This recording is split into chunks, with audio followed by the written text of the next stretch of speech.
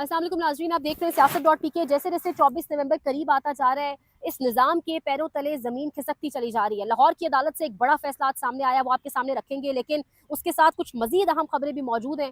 किस तरीके से शहजाद अकबर साहब ने एक बड़ा इंकशाफ किया इमरान खान के हवाले से, किस तरीके से चीज़ें खबरें जो है वो निकल कर सामने आ रही हैं, तमाम तर चीज़ें आपके सामने रखेंगे। लेकिन एक बयानिया बनाया जाता रहा, एक बयानिया रियासत बनाती रही 9 मई के हवाले से कि 9 मई को इमरान खान ने कोई साजिश करने की कोशिश की। 9 मई को जितने भी वाक़यात हुए, इमरान खान उसका मास्टरमाइंड था। इमरान खान को उन वाक़यात की बिना पर मिलिट्री कोर्ट्स, मिलिट्री ट्रायल, अगर इमरान खान ने ना माना तो फिर इमरान खान को हम मिलिट्री कोर्ट्स के हवाले कर देंगे। फैज़ हमीद का कोर्ट मार्शल मुकम्मल होने वाला है। यानी इस तरह से इमरान खान के हवाले से एक बयानिया बनाया जाता रहा, अपने हवालदार, अपने कुछ सहाफ़ियों के ज़रिए ये बयानिया बनवाया जाता रहा। लेकिन आज मोहम्मद अरशद की अदालत से, लाहौर की इंसदाद दहशतगर्दी की अदालत से एक खबर सामने आती है, और खबर यह है कि इमरान खान की 4 ज़मानतें 9 मई की केसेस के हवाले से बानी इमरान खान की 4 मुकदमात में ज़मानतें मंजूर कर ली गई। रिकॉर्ड के मुताबिक इन मुकदमात में इमरान खान यानी चेयरमैन पीटीआई नामजद ही नहीं है, और ज़िमनी बयानात की रोशनी में नामजद किया गया सुप्रीम कोर्ट के सामने। अदालत ने सिर्फ यही नहीं कहा, अदालत ने इमरान खान का जो पूरा नैरेटिव है, जो इमरान खान का पूरा एक बयानिया है, उसको एक्सेप्ट किया है और रियासत के बयानिए को उठा के कूड़ादान में फेंक दिया है। अदालत ने कहा है कि सुप्रीम कोर्ट के सामने 9 मई के वाकयात की मजम्मत की, फुल बेंच के सामने भी कहा कि 9 मई के वाकयात की मजम्मत करता हूँ, मुल्क में अमन अमान चाहता हूँ। इसके साथ साथ अदालत ने यह भी कहा है कि प्रोसिक्यूशन के अपने दस्तावेजात के मुताबिक पुलिस के हाई ऑफिशियल्स इस चीज़ से आगाह थे, पुलिस के हाई ऑफिशियल्स जानते थे कि क्या होने जा रहा है। 9 मई के हवाले से रिकॉर्ड के मुताबिक पुलिस ऑफिशियल्स इस साजिश को सुना, पुलिस ऑफिशियल्स ने अपने किसी भी आला अफसर को इस साजिश के बारे में नहीं बताया। इमरान खान को 9 मई को इस्लामाबाद हाई कोर्ट से गिरफ्तार किया। बानी पीटीआई ने सुप्रीम कोर्ट के सामने 9 मई के वाकयात की मजम्मत की। उन्होंने सुप्रीम कोर्ट में कहा कि उन्होंने वर्कर्स को कभी पुरतशद्दुद मुजाहिरों का नहीं कहा। यानी वो एक बयानिया जो बनाया जाता रहा, कभी नुसरत जावेद, कभी सुहेल वड़ाइच, कभी नजम सेठी, कभी मुनीर फारूक, यानी मुख्तलिफ लोगों के जरिए ये खबर चलवाई गई कि बस आज नहीं तो कल इमरान खान को military courts, military trial, military jail, ये तमाम तर चीज़ों के हवाले कर दिया जाएगा।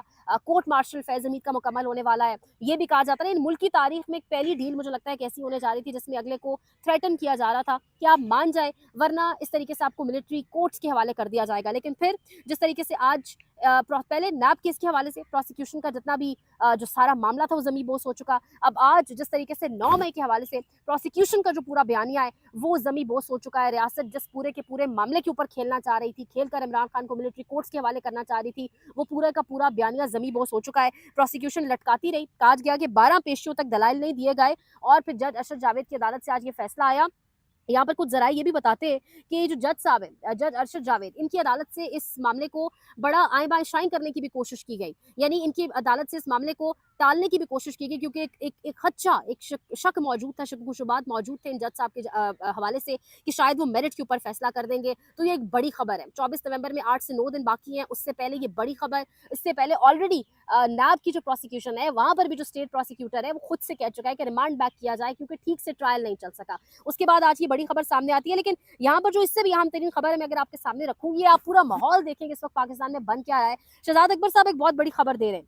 वो कह रहे हैं कि इमरान खान को जब 15 दिन के लिए जेल में रखा गया, और जेल को वो कह रहे हैं कि जेल जराए से जब बात हुई, तो जेल में जब इमरान खान को एक जेल नुमा पिंजरे में जब 15 दिन के लिए बाकायदा तौर पर बंद किया गया, और जब 15 दिन बाद इमरान खान को 15 दिन तक बत्ती नहीं थी, और बड़े बड़े बड़े खुशगवार मूड में आके ये मुनीर फारूक जैसे लोग बताते हैं कि लाइट बंद कर दी गई, मुश्किलात उनकी शुरू हो चुकी हैं, तो कहा यह जा रहा है कि इमरान खान को जब जेल में 15 दिन के लिए बंद किया गया, शहजाद अकबर साहब कह रहे हैं, तो इमरान खान की बहादुरी चेक करें कि इमरान खान ने 15 दिन बाद जब उनको जेल से बाहर निकलने दिया गया, तो उन्होंने 15 दिन के बाद आके किसी जेल इंतजामिया के बंदे से, आसपास जितने भी उस वक्त लोग थे, किसी से कोई गिला शिकवा नहीं किया, किसी से किसी किस्म का कोई रिग्रेट का या कोई ग्रजेस नहीं रखे, बल्कि वो निकले बाहर। उन्होंने अपना सारे का सारा फोकस दोबारा अपनी एक्सरसाइज के ऊपर, तमाम तर चीज़ों के ऊपर रखा है। ये शहजाद अकबर साहब क्या कह रहे हैं, ये सुनिएगा। खान की बात बता दूं, हमारे कुछ जराए की बात हुई जेल में स्टाफ से, उन्होंने एक कमेंट जो किया वो आपसे शेयर कर देते हैं। वो कहते हैं यार अजीब बंदा है, हमने 20 दिन इसको पिंजरे में बंद करी रखा, बिल्कुल ये ना किसी से बातचीत नहीं करने दी, बिजली बंद कर दी। इतनी सख्ती तो हमने कभी किसी पॉलिटिकल प्रिजनर्स के ऊपर नहीं की, ये जेल वाले किसी बंदे का कहना है।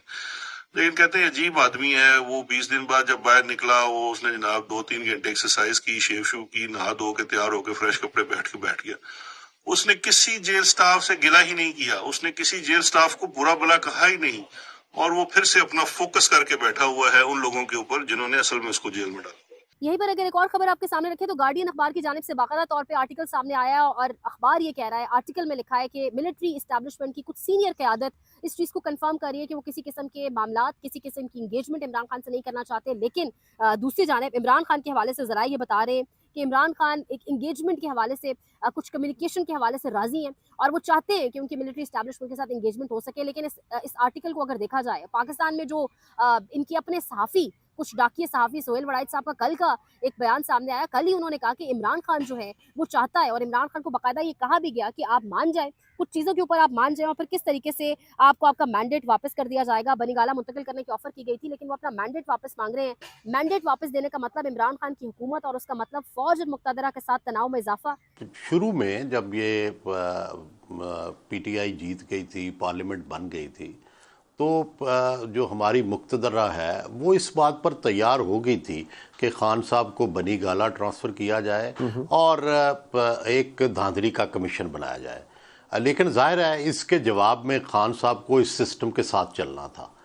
खान साहब ने इसको मुकम्मल तौर पर मुस्तरद कर दिया। तो ज़ाहिरी बात है जो बैठा है वो इक़्तिदार कब देता है। यानी ये सोहेल वड़ाइच साहब कह रहे हैं, यानी इमरान खान को इस वक्त किस किस तरह की ऑफर्स मौजूद हैं।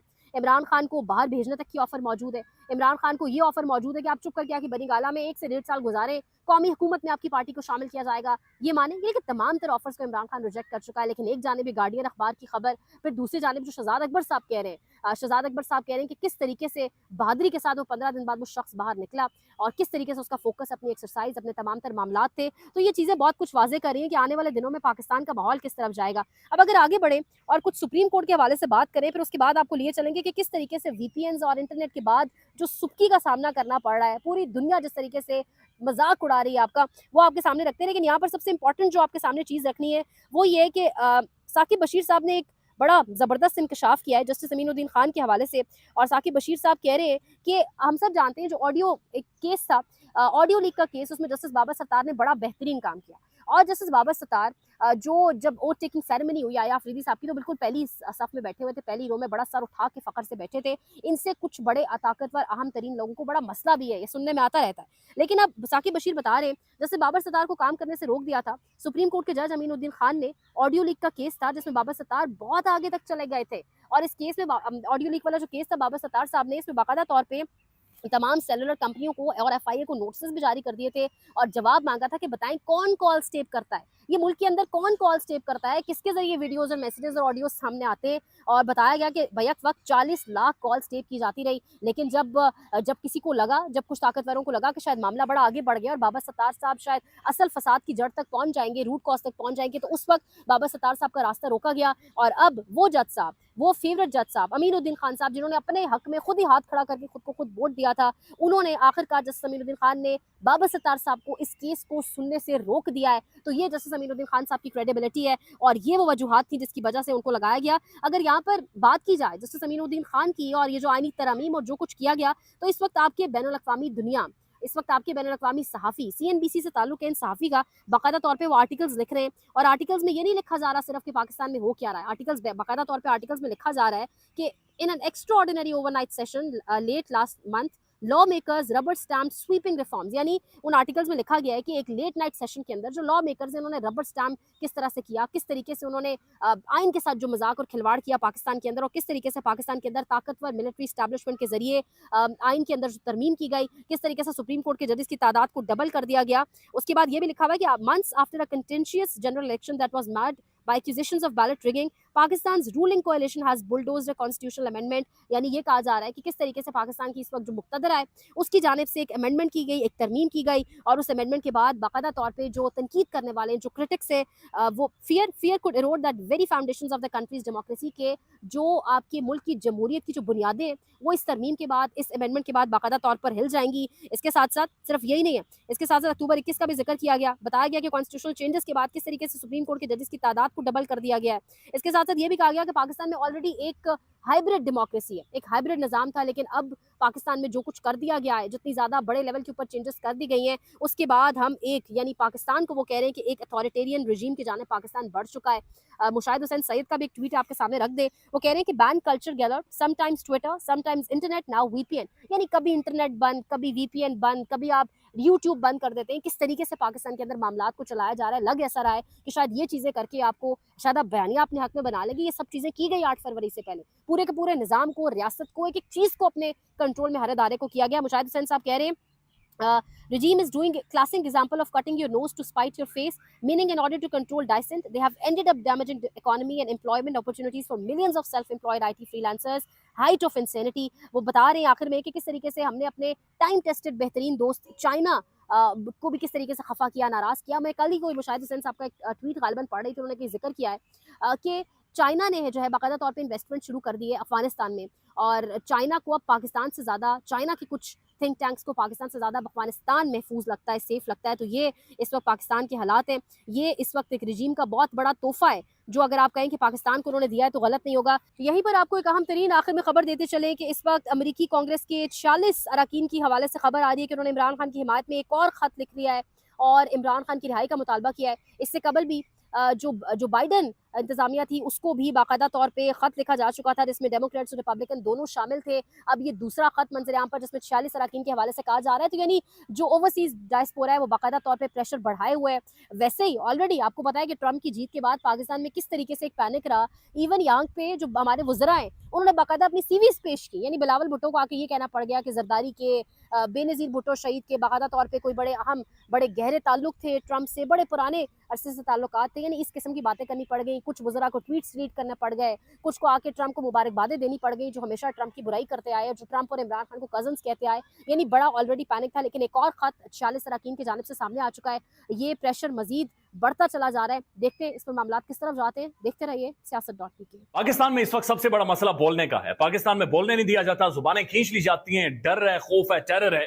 पाकिस्तान का मीडिया मुकम्मल तौर पर कंट्रोल्ड है, वेल मैनेज्ड है, एक मैसिव सेंसरशिप है। इसी तरह का दबाव पाकिस्तान में siyaset.pk भी फेस कर रहा है, जिसे पाकिस्तान भर में गुज़श्ता कई महीनों से मावरा आइन, मावरा कवानीन मुकम्मल तौर पर बंद कर दिया गया है, मुकम्मल तौर पर बैन कर दिया गया है। siyaset.pk की नशरियात को लिमिटेड करके पाकिस्तान में छोड़ दिया गया है। तमाम तर कानूनी मवाज के ऊपर आवाज उठाई गई, दस्तक दी गई, लेकिन हर तरफ से खामोशी है, सन्नाटा है, कहीं पर कोई सुनवाई नहीं है, कोई सुनने को तैयार नहीं है। लेकिन इसका हल क्या है? क्या खामोश हो जाए? क्या सवाल ना करें? क्या मालूमात आप तक ना पहुंचाएं? क्या इंफॉर्मेशन आप तक ना पहुंचाएं? मालूमात भी पहुंचेगी, इंफॉर्मेशन भी पहुंचेगी, सवालात भी उठेंगे, लेकिन अब आपने रोल प्ले करना है, आपने अपना किरदार अदा करना है। और छोटा सा एक प्रोसीजर है, प्रोसेस है, उसके बाद आप अपना किरदार अदा करें और हमारी मदद करें। पहले आपने ये करना है कि हमारे यूट्यूब चैनल को सब्सक्राइब करना है, उसके बाद ज्वाइन के बटन के ऊपर जाना है, क्लिक करके हमारा मेंबर बनना है। या फिर दूसरा ऑप्शन ये है कि आपने वीडियो की डिस्क्रिप्शन में जाना है, वहां पर पैट्रियन का लिंक मौजूद होगा, उस लिंक के ऊपर क्लिक करें और हमें सपोर्ट करें, हमारा हिस्सा बने, हमारी ताकत बने। ख्याल रखिएगा। अल्लाह हाफिज।